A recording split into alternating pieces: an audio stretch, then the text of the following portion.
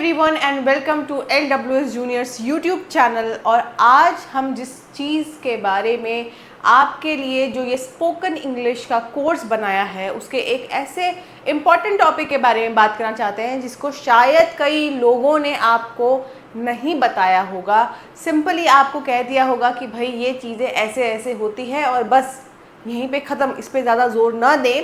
लेकिन आप ये सोच भी नहीं सकते कि जब हम बात करें स्पोकन इंग्लिश की, जब हम बात करते हैं उस डेली कॉन्वर्सेशन की जहाँ पर इनका प्रयोग आता रहता है, और जब हम केवल इसको ऊपर ऊपर से जानकर ही सेंटेंसेस में, अपनी बातचीत में जब इसका प्रयोग यूं ही कर देते हैं तो इसका कितना बड़ा इम्पैक्ट पड़ता है। Yes, this topic is quite basic, but this topic has been put in your intermediate level course. Why so? आपके लिए ये टॉपिक बेसिक होगा लेकिन मैंने इसे इंटरमीडिएट लेवल के लिए बचा के रखा था, यानी कि डे 14 के लिए बचा के रखा था। क्यों इस तरीके से इस पर्टिकुलर टॉपिक को, यानी कि आज जिसके बारे में बात हो रही है आर्टिकल्स की, तो आर्टिकल्स में अ एंड द इनका प्रयोग किया जाता है। कई लोग आपको समझा देंगे भाई वॉवल्स जहाँ आएंगे वहाँ एन लगा देना, कॉन्सोनेंट जहाँ आएगा वहाँ अ लगा देना, ठीक है, द लगा देना जब किसी एक पर्टिकुलर चीज़ की बात हो रही हो, किसी एक पर्टिकुलर चीज़ के बारे में बात हो रही हो। तो आप देखिए इसमें कितने एक्सेप्शंस आते हैं, कहाँ पर इनके प्रयोग हो सकते हैं। कई बार मैंने देखा है लोगों को जो है द का प्रयोग हर चीज़ में लगा देंगे, हर बात में द यूज़ कर देंगे। कैसे कर सकते हैं आप ऐसा? जब तक आप रूल्स को ढंग से नहीं जानते हैं, इस तरीके से रैंडमली बिना सोचे समझे द का प्रयोग करना, अ एंड का प्रयोग करना, ये सब गलत हो जाते हैं। और वहीं पे आपके ऊपर एक सवाल खड़ा हो जाता है, is this person really versed in spoken English? क्या इस व्यक्ति को सच में अंग्रेजी ठीक से बोलना आता भी है? ये कुछ भी बोले जा रहा है। और फिर आपके एजुकेशन पर एक प्रश्न चिन्ह लग जाता है, एक क्वेश्चन मार्क लग जाता है कि क्या इसने जो ये स्पोकन इंग्लिश है ऐसे ही कहीं से सीख ली क्या? ऐसे ही मुझे लगता है कहीं पे देख दुख के 4-5 सेंटेंसेस बोलना सीख गया है बस। तो इसीलिए अपने आप को, अगर आप कहीं से भी ये समझ के चल रहे हैं कि मुझे अब बहुत सारी चीज़ें आती हैं, मुझे तो अब वोकैबुलरी पे जाना है, शब्दकोश पे जाना है, मुझे पर्यायवाची पढ़ने चाहिए, मुझे सिनोनिम एंटोनिम पढ़ने चाहिए, मुझे ये, अब इसमें इन सारे चीज़ों का कोई काम नहीं है, तो आप गलत हैं। इसीलिए आज की ये क्लास बेहद ज़रूरी है दोस्तों। और अगर आप इस चैनल पर नए हैं तो LWS जूनियर्स के इस यूट्यूब चैनल को ज़रूर करें सब्सक्राइब, बेल आइकन को ज़रूर करें प्रेस, ताकि आपको हर दिन जो ये हमारे वीडियोस हैं, जो हमारा लेक्चर है, हर दिन अपलोड होते रहेगा और आपको तुरंत ही उसके नोटिफिकेशन मिलते रहेंगे।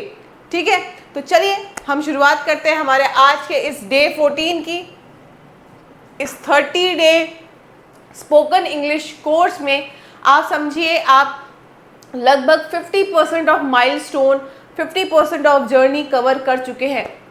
और जो भी लोग आज इस पहली बार इस वीडियो को देख रहे हैं, या इससे पहले एक आधी पहले कुछ देखिए डे 1 से जुड़ना पड़ेगा। डे 1 से आपको यहाँ पर सीखना पड़ेगा, और जब आप डे 1 से शुरू करेंगे तभी जाकर अब तक जो पढ़ा है उसकी एक आपको कनेक्टिविटी समझ में आएगी, उनके बीच में क्या संबंध है। और डे 1 से ही एक्चुअली देखो, मैंने पहले ही बताया था, बिल्कुल ज़ीरो से यहाँ पे हम सीख रहे हैं। तो जब हम बिल्कुल ज़ीरो से सीख रहे हैं तो आपको यहाँ पर क्या करना पड़ेगा, आपको ज़ीरो से ही शुरू करना पड़ेगा। ठीक है, यदि मन में ऐसी कोई भ्रांतियाँ हैं, कि ऐसे कोई दिमाग में ऐसे विचार हैं कि मैं जो हूँ ये कर लूँगा, ये मेरे मतलब का नहीं है, अल्फ़ाबेट्स तो पढ़ा है बचपन से, एक बार जाकर देखना डे 1 डे 2 के वीडियोज़ को, तो आपको समझ में आएंगे कि आपको अब तक क्या आता था और क्या नहीं।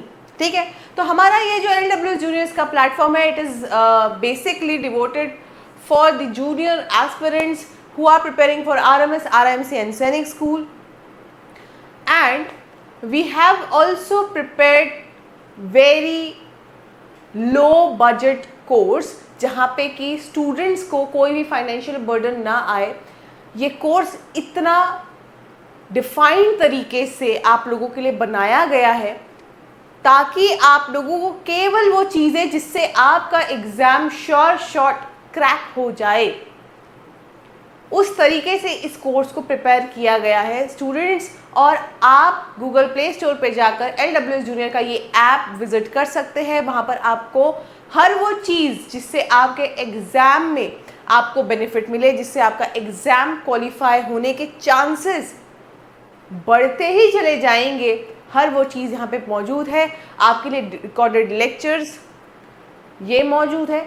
साइंस हो, मैथ्स हो, रीजनिंग हो, इंग्लिश हो, सोशल साइंस है, जीके हो, हर एक चीज़ के लिए वहाँ पर आपको प्रेजेंस मिल जाएगी। उसके अलावा अगर मैं बात करती हूँ अदरवाइज, तो आप ये समझिए कि जो मॉक टेस्ट हमने दिए हैं, PYQs हमने दिए, उनके हमने रिकॉर्डेड सॉल्यूशंस भी रखे हैं वहाँ पे आप लोगों के लिए, जहाँ पे न केवल हम आपको कंसेप्ट्स को समझाते हुए उन क्वेश्चंस को सॉल्व करवाएंगे, जो एलिमिनेशन मेथड होता है उससे हम आपको उन क्वेश्चंस को अटेम्प्ट करवाना सिखाएंगे, बल्कि हर वो चीज़ आपके लिए, डाउट सेशंस हो, हर एक चीज़, मतलब हर एक चीज़, नोट्स भी, सब कुछ है वहाँ पे, ठीक है। आप विजिट करेंगे ऐप में तो आपको समझ में आएगा। किसी भी तरह की अगर आपको मन में डाउट्स होते हैं, क्वेरीज होती है, आप स्क्रीन पर दिख रहे इस नंबर एंड वेबसाइट पर विजिट कर सकते हैं। चलिए अब वापस आ जाते हैं हमारे स्पोकन इंग्लिश के उन लर्नर्स के लिए, क्योंकि ये जो हमारे लर्नर्स हैं वो न केवल हमारे जूनियर डिफेंस एस्पिरेंट्स हैं, बल्कि वो आते हैं हर उस डाइवर्स ग्रुप से, ठीक है। तो चलिए शुरू कर देते हैं यहाँ पे diverse group.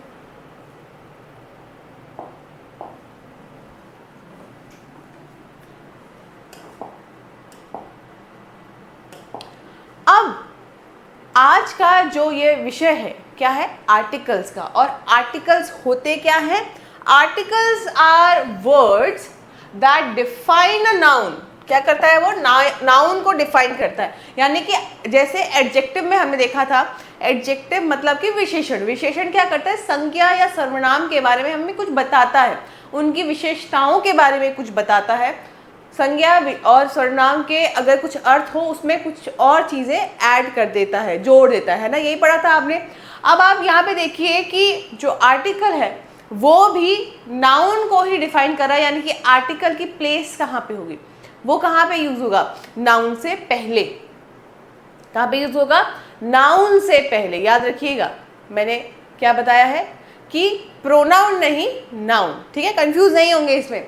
So as specific और अनस्पेसिफिक, वो बताना चाह रहा है कि ये जो संज्ञा यहाँ पर मौजूद है, क्या ये एक स्पेसिफिक, ठीक है, एक विशेष संज्ञा है। विशेष का मतलब स्पेशल नहीं देंगे, विशेष से यहाँ पे मतलब ये है कि क्या पर्टिकुलर ये कोई एक डिफाइंड सी, स्पेसिफाइड सी कोई संज्ञा है, ठीक है। जैसे फॉर एग्जांपल राहुल, राहुल एक व्यक्ति विशेष है ना। लड़के व्यक्ति विशेष नहीं है, दे आर नॉट स्पेसिफिक, समझ आए। तो यहाँ पर संज्ञा के बारे में हमें ये पता चलता है कि क्या जो यहाँ पे संज्ञा दी गई है वो एक स्पेसिफिक है या फिर अनस्पेसिफिक है, ठीक है। तीन तरह के आर्टिकल्स होते हैं, अ, एंड, द। कितने तरह के हैं? तीन तरह के, अ, एंड, द। और ये जो तीन तरह के आर्टिकल्स हैं, इन्हीं के प्रयोगों को हम पढ़ेंगे। और देखो एक चीज़ होती है कि do is easier than undo. किसी भी चीज़ को करना, ठीक है, ये ज़्यादा आसान है बजाय किसी चीज़ को ना करना। जैसे फॉर एग्जांपल ये ह्यूमन साइकोलॉजी में का एक पार्ट है कि अगर मैं आपसे कहूँ कि देखो उस तरफ मत जाना, तो आपके अंदर एक क्यूरियोसिटी पैदा हो जाती है कि मैं वहाँ क्यों ना जाऊँ, चलो यार एक बार देख कर जाते हैं। बच्चे भी ऐसे ही करते हैं। तो जो काम ना बोले हम आपको करना, वो हम ज़रूर करते हैं। तो इसीलिए देखिए, अगर आपको मैं केवल ये बता दूँ अ एंड द का कहाँ कहाँ प्रयोग होता है, तो वो तो तुम सीख लोगे, लेकिन कहाँ प्रयोग नहीं करना है वो तुम नहीं सीख पाओगे कभी। तो उसको भी यहाँ पे बताना ज़रूरी है, उसको भी मैं यहाँ पे बताने जा रही हूँ, ठीक है। चलिए, so they are divided into two types.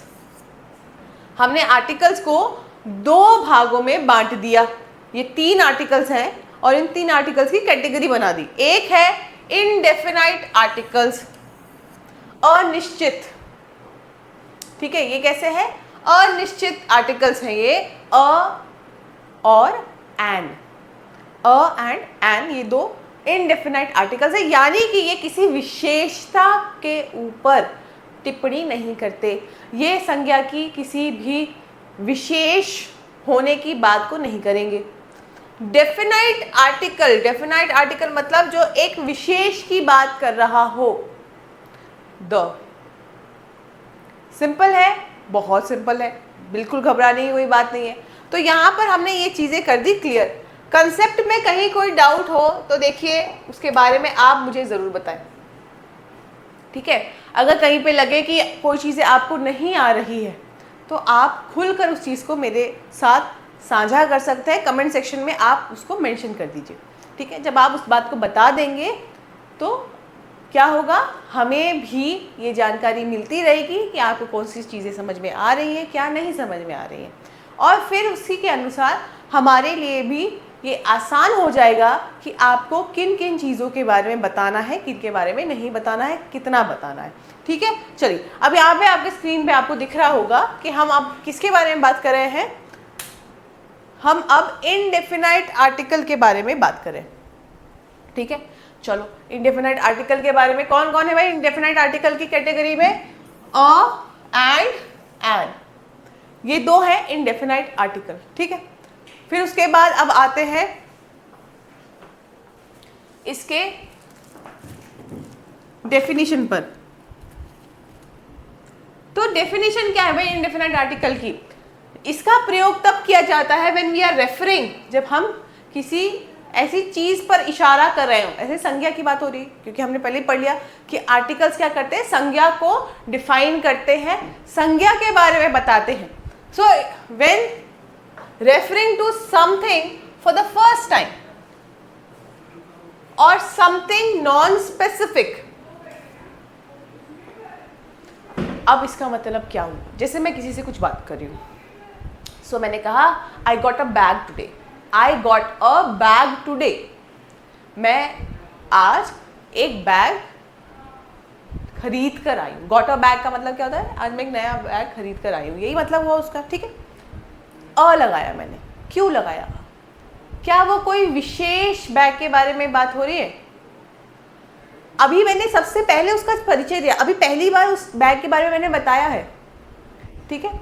अब जब मैं इसी चीज को आगे बढ़ाते चली जाऊं, जैसे फॉर एग्जाम्पल मैं किसी बड़े ब्रांड का नाम लेने लग जाऊं, आई गॉट दी गुशी बैग, ठीक है, दी गुशी बोल दिया मैंने। लगना सही गलत की बात नहीं है, अब यहाँ पे लगना सही गलत की बात नहीं है। स्पोकन इंग्लिश में कई चीजें होती है जो आप कहने के लिए, अपनी बात पे जोर देने के लिए भी कर देते हो। अब मैंने कहा पास द सॉल्ट, मैंने कहा पास द सॉल्ट। अब मैंने द क्यों लगाया? मैंने इसलिए द लगाया क्योंकि मैं उस पर्टिकुलर सॉल्ट के बारे में बात कर रही हूँ जो वहाँ पर मेज पर, टेबल पर रखा हुआ, डाइनिंग टेबल में हम बैठे हैं, हम खाना खा रहे हैं और बस इस तरीके से उसको रख दिया। समझ रहे हैं? तो इसी तरीके से आप देखिए कि आप अ का प्रयोग या एन का प्रयोग कब करते हैं? जब आप किसी चीज़ के बारे में पहली बार बात कर रहे हो और वो जो चीज़ है वो कैसी है? वो चीज़ है नॉन स्पेसिफिक, विशेष कोई चीज़ के बारे में बात नहीं हो रही है, ठीक है। अब आ जाते हैं बारी बारी कि ये जो इनडेफिनाइट आर्टिकल्स है इनमें अ का प्रयोग एंड एन का प्रयोग कब होता है, इनके प्रयोगों में क्या अंतर है, वो हम सीख लेंगे, ठीक है।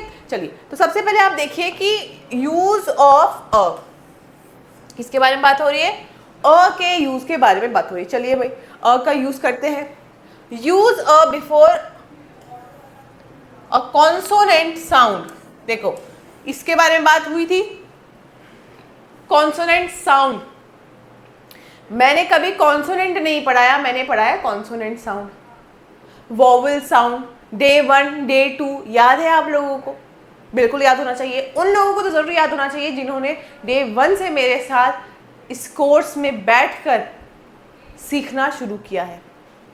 लेकिन जो नए हैं तो अब आपको डे 1 डे 2 पे विजिट करना पड़ेगा, क्योंकि बार बार उन चीज़ों के बारे में चर्चा नहीं होगी। सो यहाँ पर देख लीजिए, ए ई आई ओ यू, ये इन्हें हम क्या कहते हैं? इन्हें हम वोवेल्स कहते हैं। ये हो गए वोवेल्स। वाई हो गया सेमी वोवेल, वाई और डब्ल्यू भी कभी कभी ऐसा हो जाता है। तो इन ये हो गए वोवल्स या सेमी वोवल्स, तो ये कॉन्सोनेंट नहीं हुए, ये काउंट में नहीं है। लेकिन साउंड की बात हो रही है, साउंड की बात हो रही है। तो कई बार क्या होता है, जैसे फॉर एग्जाम्पल तुम कहोगे मैम एच है, ये तो क्या हो जाएगा, एच एक कॉन्सोनेंट हो जाएगा, लेकिन मैंने लिखा ऑनेस्ट। कैसे पढ़ते हैं इसे, ऑनेस्ट।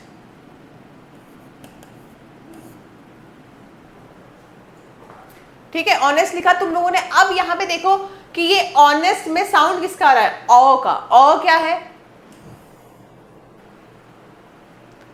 साउंड किसका आया, वोवल का। बात क्या हुई थी, साउंड की। इसलिए साउंड पे ध्यान दे, ध्वनि पे ध्यान दे। ध्वनि किसकी आ रही है, वोवल की या कॉन्सोनेंट की, स्वर की ध्वनि है या व्यंजन की ध्वनि है। आप शब्दों पे ना जाए। तो मैं अगर कहना चाहती हूँ he is a honest man, गलत हो जाएगा, he is an honest man. ठीक है, तो पहला आपको यूज पता चल गया कि अ का प्रयोग एक कॉन्सोनेंट साउंड के पहले होता है, ना कि जस्ट अ कॉन्सोनेंट लेटर की कॉन्सोनेंट लेटर लिखा है और तुमने अ लगा दिया तो ये गलत हो जाएगा। सिंपल है। अब देखिए एग्जाम्पल, अ बॉय। ठीक है भाई, बॉय में ब आ गया और ये क्लियर हो गया। अ यूनिवर्सिटी, अब तुम कहोगे मैम यू तो यहां पे है, यूनिवर्सिटी। चलो भाई लिख के बता देते हैं,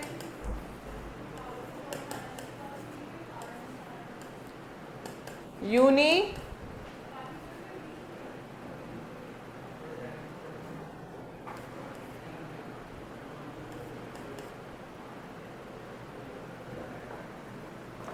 यूनिवर्सिटी।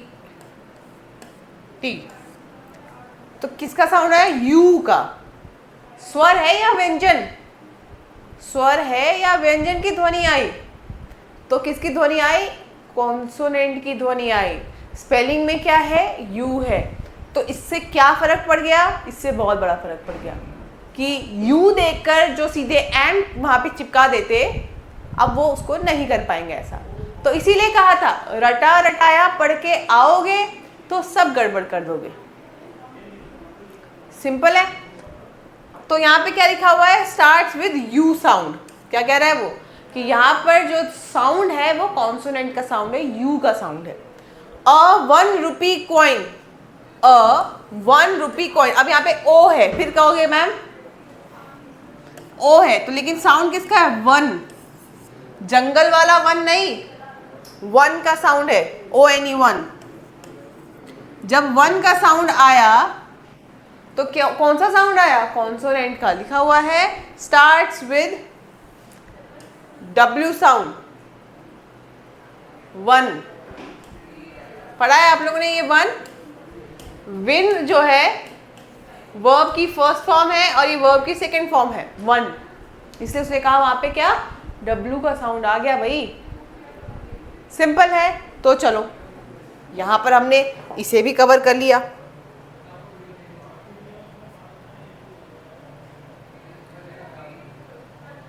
अब हम आ जाते हैं एंड पे। अब मुझे पेन का कलर चेंज करना पड़ेगा क्योंकि अब कुछ डिफरेंस दिखना चाहिए। एंड का प्रयोग कहाँ पे होगा, यूज ऑफ एंड में and is use before a vowel sound. Vowels तो ये होते हैं, लेकिन बात हो रही है किसकी, साउंड की। जैसे मैंने क्या कहा था, आपको एक एग्जांपल भी दे दिया था मैंने, ऑनेस्ट। वोवल की श्रेणी में आ नहीं रहा है एच, लेकिन फिर भी साउंड वोवल का दे रहा है, तो साउंड पे फोकस कीजिए। एन एप्पल, ए है, जस्टिफाइड है, लेकिन साउंड देखिए एग आ रहा है। एन ऑनेस्ट मैन, एच है, एच साइलेंट है, ऑ का साउंड आ रहा है।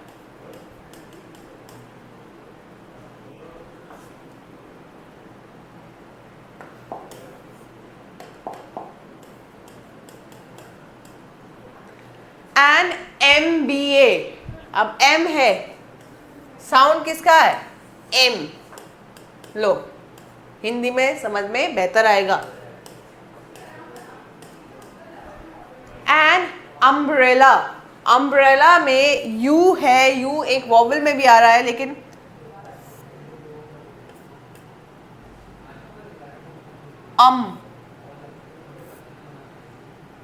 एम, ओके,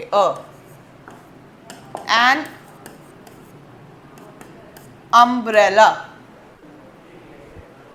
सही है, कोई समस्या है? मेरे हिसाब से कोई समस्या नहीं होनी चाहिए। एक टिप दी है मैंने आपको कि चलो भाई थोड़ा सा याद रखने के लिए आसानी हो जाएगी। Focus on sound not just spelling. Through out जो मैंने आपको समझाया उसमें मैंने यही आपसे चीज कही है कि ध्वनि पे ध्यान दो, ना कि स्पेलिंग पे। मात्राओं पे, अक्षरों पे ध्यान ना दें, बल्कि जो ध्वनि है, जो स्वर निकल के आ रहा है उस पर ध्यान दें। और यही टिप है, क्योंकि इसके अलावा अगर आप इनका प्रयोग कैसे भी लाओगे ना, गड़बड़ ही होगी। चलो भाई, अब हम आ गए हैं डेफिनाइट आर्टिकल पे। और डेफिनाइट आर्टिकल को पढ़ना बिल्कुल भी मुश्किल नहीं है। मुश्किल है कि इसकी उपयोगिता जहां नहीं करनी है। द एक ऐसा आर्टिकल है जिसे लोग हर बात पे इस्तेमाल कर देते हैं। द द द द करके हर चीज के आगे द द लगाते हैं, लेकिन हर चीज के आगे द नहीं लगता है। और यही तो पढ़ने वाली बात है। ठीक है, तो देखिए द क्या है, ये एक निश्चितता की ओर इशारा करता है। ठीक है, तो द के ऊपर कब बात होती है? Used when talking about something specific already known. जब हम किसी स्पेसिफिक, एक विशेष, जब हम विशेष किसी संज्ञा के बारे में बात कर रहे हो, या जो ऑलरेडी नोन हो, जो ऑलरेडी ज्ञात हो, जिसके बारे में हमें पहले से ही पता हो। ठीक है, अब देखिए इसका यूज व्हेन, द के एस्पेक्ट में। When something is unique, when something is unique, unique मतलब उसके जैसा दूसरा है नहीं। क्या नहीं है? सूर्य जैसा कोई और है? सूर्य जो है प्राण देने वाली शक्ति रखता है, क्या उसके जैसा कोई और है? मिला कोई और सूर्य? नहीं मिला। अब ऐसे मत कह देना कि मैम ब्रह्मांड में जो है ऐसे मिलियंस ऑफ सन घूम रहे हैं अपने अपने सोलर सिस्टम में। हम अपने सोलर सिस्टम की बात कर रहे हैं, अपने सौर मंडल की बात हो रही है, इधर उधर की बातें मत करो। तो सन क्या है? अपने आप में यूनिक है, उसके जैसा दूसरा कोई नहीं है, तो लग गया द सन। द मून, अब कहोगे जुपिटर हो गए, सैटर्न हो गए, इनके पास तो ऐसे कितने 50 मून्स है, तो उनके वो मून्स जो है, हम अब किसके हिसाब से बात करें? अपने हिसाब से बात करेंगे। तो हमारे पृथ्वी के लिए हमारा जो चंदा मामा है, चंद्रमा है, वो क्या है? यूनिक है। और द अर्थ, पृथ्वी, पृथ्वी जैसा कोई है? आज तक खोज बड़ी लगी पड़ी है, पृथ्वी जैसा कोई भी नहीं है, क्योंकि पृथ्वी में वो सभी तत्व मौजूद है जिसकी मदद से जीवन को क्या किया जा सकता है? चलाया जा सकता है, जहां पर जीव जंतु रह सकते हैं। तो पृथ्वी जैसा भी कोई नहीं। लेकिन देखो क्या करे, पृथ्वी को हमने क्या कर दिया? बर्बाद कर दिया। अब धीरे धीरे हम पृथ्वी को क्या बना देंगे? बंजर जमीन, बंजर एक प्लैनेट बना के हम उसको छोड़ देंगे। और हम छोड़ नहीं देंगे, पृथ्वी हमसे छुड़वा देगी। आज एक चीज़ मैं आपको बताती हूँ कि ऐसी ऐसी आपदाएं आ रही हैं, प्राकृतिक आपदाएं, मैं खबरें सुनते रहती हूँ। और न केवल भारत में बल्कि देश दुनिया के उन सभी हिस्सों में जहाँ बरसात के मौसम में बाढ़ की जो ये परिस्थितियाँ हैं, ठीक है, बाढ़ की जो आपदाएं हैं, ऐसे सुनने में आती जैसे कि वहाँ पर बाढ़ नहीं आ रही है, बारिश हो रही है। मतलब इतना कॉमन हो गया है वो सब सुनना। कभी भूकंप सुनते हैं, कभी बाढ़ सुनते हैं, कभी वनों में लग रहे वो जो आग होती है, फॉरेस्ट फायर जिसे कहते हैं, उसके बारे में सुन रहे हैं। आप देखिए यूरोप में हीट वेव्स आ रही हैं। ये सारी चीज़ों को अगर आप ध्यान से देखोगे ना, तो पृथ्वी का जो एक बैलेंस है वो हम इंसानों ने बिगाड़ दिया। हमने खुद को तो बिगाड़ा ही, हमने जो हमारी पृथ्वी है, जीवन देने वाली पृथ्वी, उसका भी नाश करने पे हम लगे हुए हैं। और आने वाले 20-25 सालों में ये पृथ्वी को हम कुछ और ही बना देंगे। फिर भागेंगे हम चंदा मामा के पास कि चलो भाई वहाँ ढूंढते हैं कोई जगह, चलो भाई मार्स में ढूंढते हैं कोई जगह, चलो भाई कहीं और वीनस पे हो। वीनस पे तो पॉसिबल नहीं है वैसे, अब क्यों नहीं है वो तो मैं अभी कभी आपको बाद में बताऊंगी।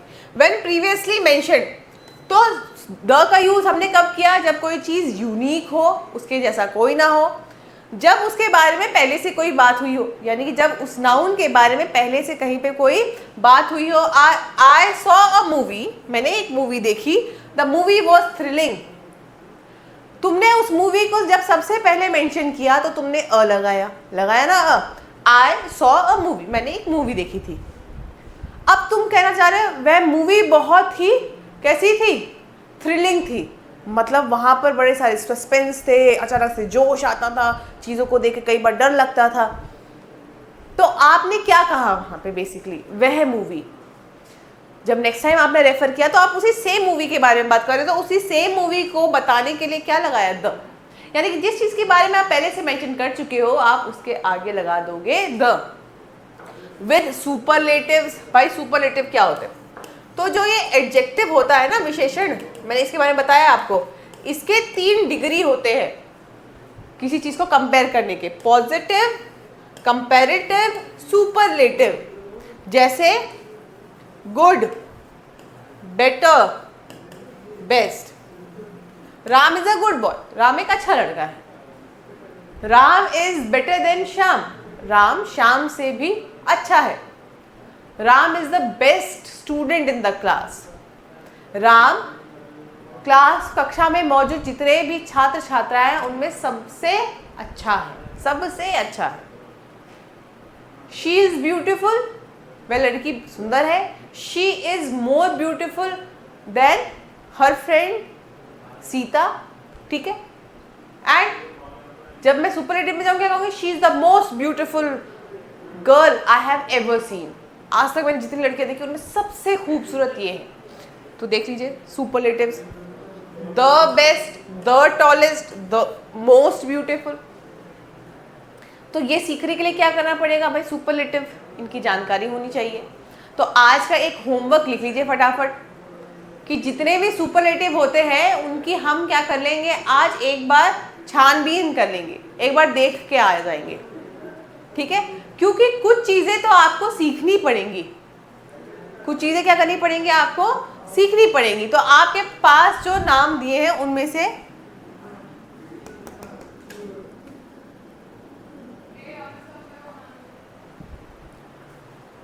तो सुपरलेटिव्स आपको समझे, जैसा टॉलेस्ट है तो टॉल, टॉलर, टॉलेस्ट, लो भाई।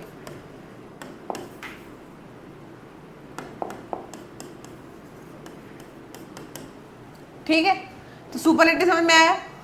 हाँ भाई, जब सबसे सर्वश्रेष्ठ किसी चीज को हम कहना चाहते हैं, हम ये बताना चाहते हैं कि इससे बेहतर तो और कुछ भी नहीं, ठीक है। तो यहाँ पे देखिए आपने क्या क्या पढ़ा वहां? आपने पढ़ा जब हम किसी विशेष चीज के ऊपर इशारा कर रहे हैं, यूनिक चीज, उसके जैसा कोई नहीं। जब हम किसी चीज के बारे में बात कर रहे हो जिसका रेफरेंस, जिसके बारे में पहले भी बात हो चुकी है उसी सेम कॉन्वर्सेशन में या उसके अलावा भी। अब तीसरा आपने पढ़ा सुपरलेटिव, सर्वश्रेष्ठ, सर्वोच्च, इस तरह की कोई चीज आपने पढ़ ली तो वहां पे भी मेंशन करोगे। अब आ जाते हैं हम ऑर्डिनल नंबर्स पे। भाई ऑर्डिनल नंबर क्या होता है? जब आप किसी की रैंकिंग करोगे, रैंकिंग तो समझते होंगे, बचपन में कभी कहीं दौड़ लगाई हो, किसी प्रतियोगिता में भाग लिया हो तो समझ में आ रहा होगा, वही वाला ऑर्डिनल रैंक जहां पे पता चलता है। जैसे for example the first,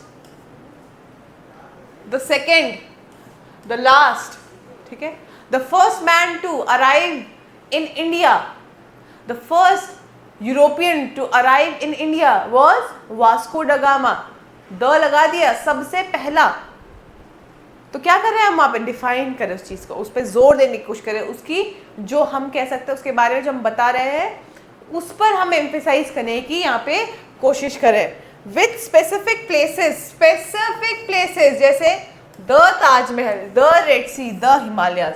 specific place का मतलब क्या हुआ? ये हो गया मॉन्यूमेंट, ये हो गया एक स्पेसिफिक वाटर बॉडी, जैसे sea, ocean, the specific, sorry the Pacific भी यूज करते हैं हम, क्या कहते हैं? तो कई बार इसको ऐसे भी पढ़ा जाता है द स्पेसिफिक प्लेसेस में, जिसमें आ जाते हैं सी, ocean, mountains,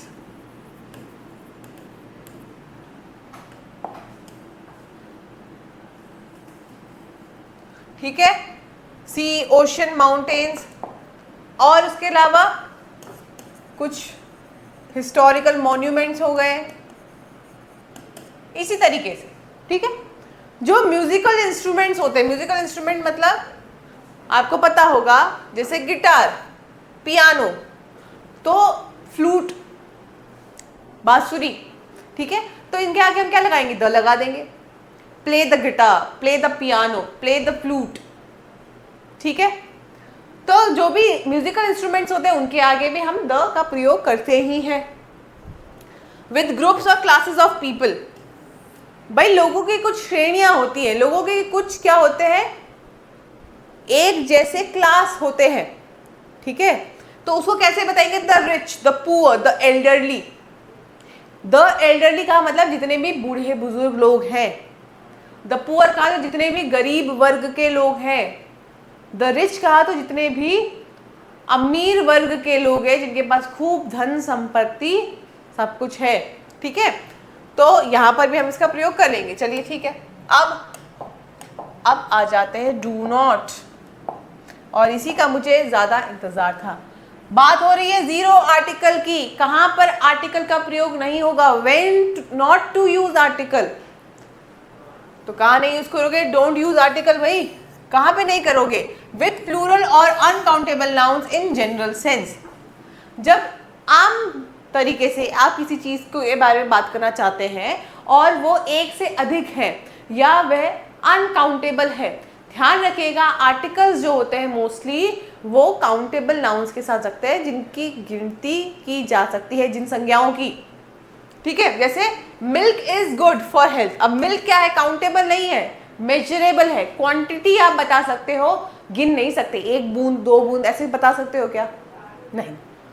dogs are loyal, dogs है, प्लूरल हो गया, फिर कैसे इसमें आप is, are, sorry a and the कुछ लगा लोगे, और डॉग्स नहीं कह सकते, एंड डॉग्स नहीं कह सकते, द डॉग्स नहीं कह सकते, लेकिन द इसमें भी लगता है, लेकिन तब लगता है जब हम डॉग की उस लॉयल्टी को, उसके हम कह सकते हैं कि उसके जो वो गुण है उसको कंपेयर करने की बात करें, लेकिन वो आएंगी वो चीजें। Before names of language, I speak English, I speak the English नहीं कहोगे। शी इज लर्निंग फ्रेंच, कोई आर्टिकल का प्रयोग नहीं, तो लैंग्वेजेस के आगे मत करो किसी भी आर्टिकल का प्रयोग। She is learning a English नहीं हो सकता, she is learning the English भी नहीं हो सकता। Before meals, days and months, यही मैं इसी बात पर आना चाह रही थी कि लोग क्या करते हैं, जैसे आई हैड द लंच, अरे द लंच क्यों लगेगा? I had pizza in the breakfast. तो इस तरीके से जब आप प्रयोग में लाते हैं तो उसका प्रयोग हो जाता है गलत। We eat breakfast at 8 AM, कोई आर्टिकल दिख रहा है? नहीं।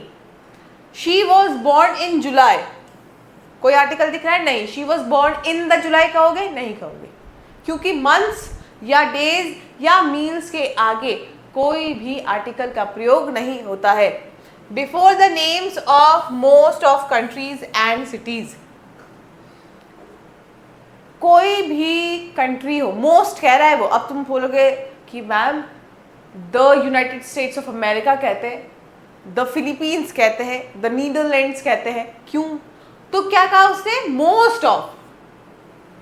अधिकतर जो देशों के नाम है, शहरों के नाम है, उसके आगे किसी भी तरह का आर्टिकल यूज नहीं होता। इंडिया, जापान, दिल्ली, लंदन लगा रहे हो? नहीं लगा, लेकिन यहाँ पे देखो exception, the USA, the UK, the Netherlands, क्योंकि यहाँ पर एक संघ की बात हो रही है, एक यूनियन की बात हो रही है, समझ रहे हैं? तो इसीलिए यहाँ पे एक्सेप्शन आ जाता है, लेकिन ध्यान जरूर रखना पड़ेगा, ध्यान नहीं रखोगे तो सब गड़बड़ हो जाएगा यहाँ पे।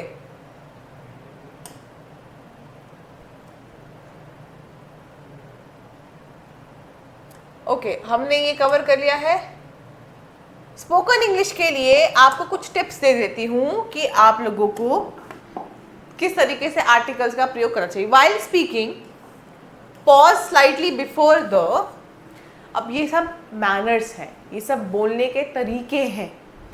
जब इंसान इन तरीकों के हिसाब से बात करना शुरू कर देगा ना, उसकी जो एक पर्सनालिटी है, उसका जो एक ऑरा है, उसकी जो एक इमेज है, वो अपने आप बढ़ती चली जाएगी। जैसे जब आप बात करते हैं और आपको द का प्रयोग करना है तो थोड़ा सा पॉज लीजिए, ठीक है? थोड़ा सा पॉज लेंगे, कैसी बात करेंगे? जैसे फॉर एग्जाम्पल, यहाँ पे एग्जाम्पल दिया हुआ है, यहाँ पे एग्जाम्पल नहीं दिया, मैं बता देती हूँ। जैसे for example, I visited the United states of America.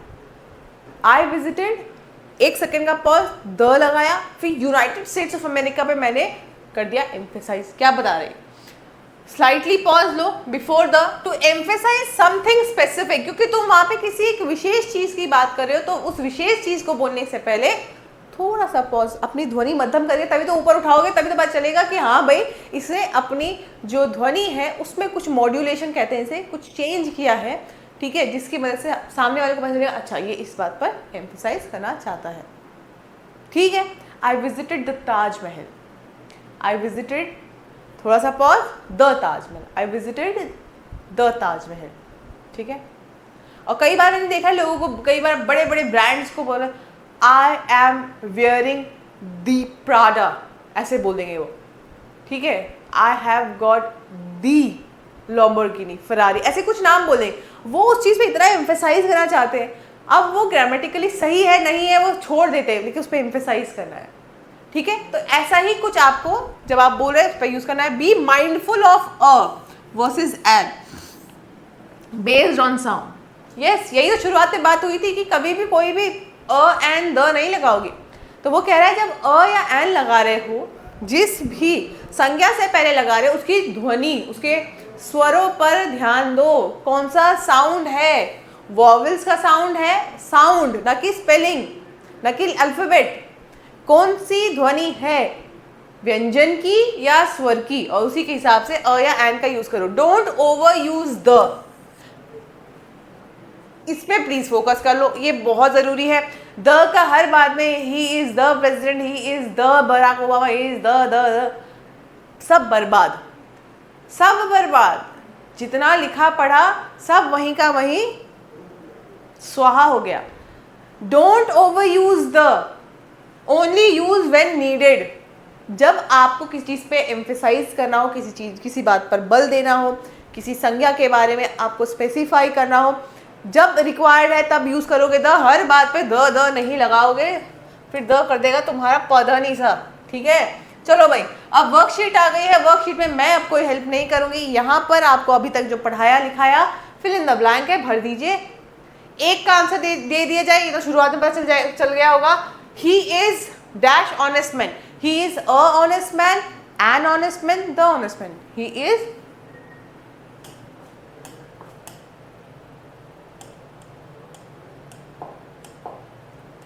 Is an honest man. क्यों लगाया एन, अ नहीं लगाया? क्योंकि यहाँ पे अ का साउंड आता, ऑनेस्ट मैन, तो यहाँ पे स्वर का ध्वनि निकल कर आता है, तो हमने लगा दिया यहाँ पे एन।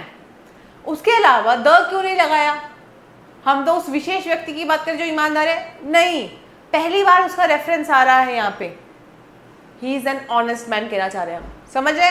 उसी तरीके से आपके पास बाकी भी हैं, उसी हिसाब से साउंड को ध्यान रखते हुए अ या एन का प्रयोग करोगे। फिर उसके बाद क्या वो किसी चीज़ पे स्पेसिफाई कर रहा है, फिर उसके हिसाब से द का यूज करोगे।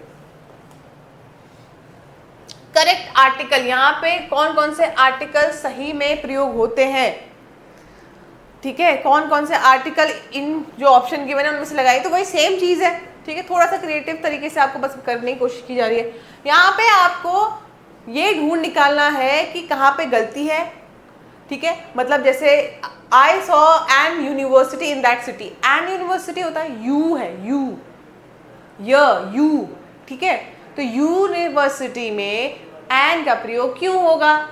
जब यहाँ पे स्वर की ध्वनि तो आ ही नहीं रही है, व्यंजन की ध्वनि आ रही है, कॉन्सोनेंट का साउंड है, तो क्या लगाओगे? अ। ठीक है, तो मैंने यहाँ पे ये करेक्शन मिस्टेक ढूंढ निकाला और मैंने इसको करेक्ट कर दिया। फाइन, चलिए अब सीधे सीधे इस क्लास को समाप्त कर देते हैं। उम्मीद है इस स्लाइड के द्वारा आप लोगों को यहाँ पर कई चीज़ें सीखने का मौका मिला। मुझे भी बड़ा मज़ा आता है जब आप लोगों को कुछ नई चीज़ें मैं सिखाती हूँ। आप लोगों के लेके एक्टिव रिस्पॉन्सेज जो है वो मुझे और ज़्यादा इनकरेज करेंगे। तो कमेंट्स में ज़रूर अपने डाउट्स, अपने जो विचार हैं उसको ज़रूर रखें, ठीक है। और इसी के साथ इस क्लास की समाप्ति होती है। इस क्लास पे आज हम विराम लगाते हैं। कल फिर मुलाकात होगी एक नए टॉपिक के साथ जो अब इंटरमीडिएट लेवल को और आगे डिफ़िकल्टी लेवल पे लेके जाएगा। तो आप लोगों को शुरुआत से ही डे 1 से इस सेशन को, इस कोर्स को ज्वाइन करना चाहिए ताकि आप लोगों को स्टेप बाय स्टेप समझ में आए कि किस तरीके से ये कोर्स आगे बढ़ रहा है। क्योंकि एडवांस लेवल में जो आपने डे 1 से लेकर डे 20th तक सीखा है सब कुछ काम आने वाला है, ठीक है। तो मैं आपसे मिलती हूँ बहुत जल्द, तब तक आप सभी अपना ध्यान रखें।